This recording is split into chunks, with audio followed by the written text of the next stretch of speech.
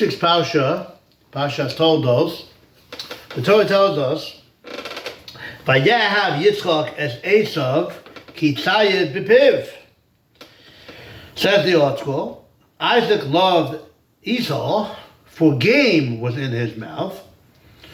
Rivka, or heaven says Yaakov, but Rivka loved Yaakov. Obviously, both parents loved both children, but there was a special love that Yitzchak had for Esav, I guess more than Yaakov, seemingly from the pasuk. And Rivka, although she loved both children, she had a special affinity towards Yaakov.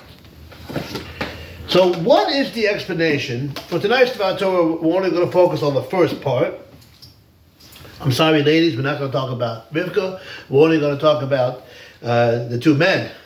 We're going to talk about the love that Yitzchak had for Esav. So, Kitzayid Apiv.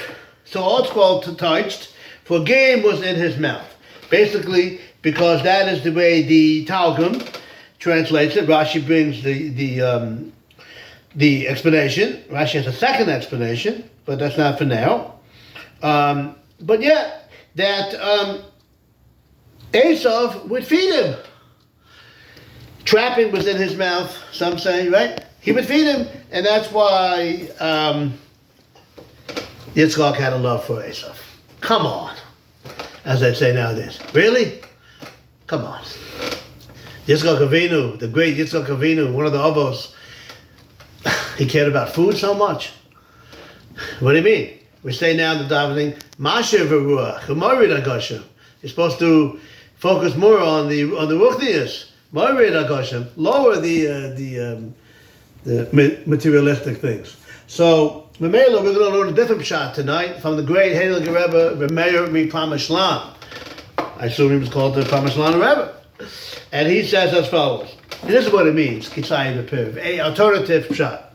And that's as follows. The Gemara tells us in Masechah Shabbos that there's going to be a time when the Jewish people will not be behaving properly, and HaKadosh Baruch Hu will say to Avraham Avinu, your sons are not doing the right thing. And very harsh statement, Avraham Avinu says, okay, destroy them. And it'll be a Kiddush Hashem, because people will see. The Jews will see, if they don't behave, bad things will happen, and hopefully we'll get them to do tshuva. Yaakov also says that. Why he skips, goes from Avam to Yaakov, then he goes to Yitzchak, I'm not sure. Okay, and then Yitzchak comes and says, no. He is Malamed Tzanaguya. He defends the Jewish people, and he says, no. Don't do anything to them.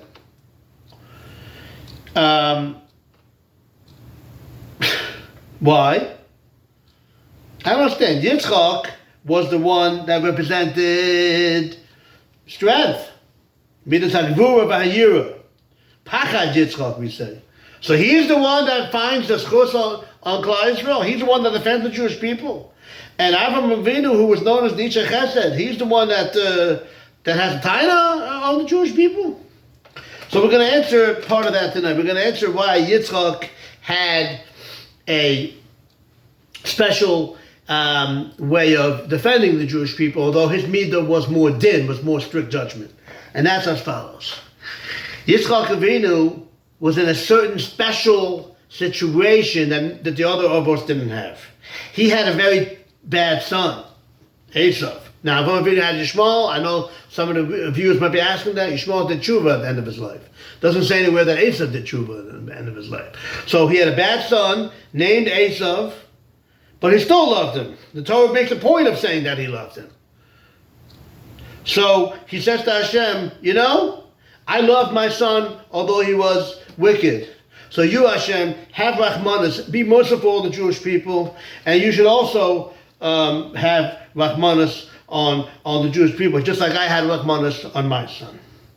So Meir says, Meir Pamashlan, a different shot in these words, that Yaakov loved Esav, Kitzayid Bepiv. How does he touch these words? Not gaming was in his mouth. No, Bepiv, that he used Esav. Esav was in his mouth, meaning he used his love for Esav as a way to defend the Jewish people. And that's what the Torah is telling us. The Torah is hinting to this Gemara in Shabbos that Yitzchak used his love for Esav to defend the Jewish people. I hope you enjoyed this Hasidic tidbit. A good Shabbos.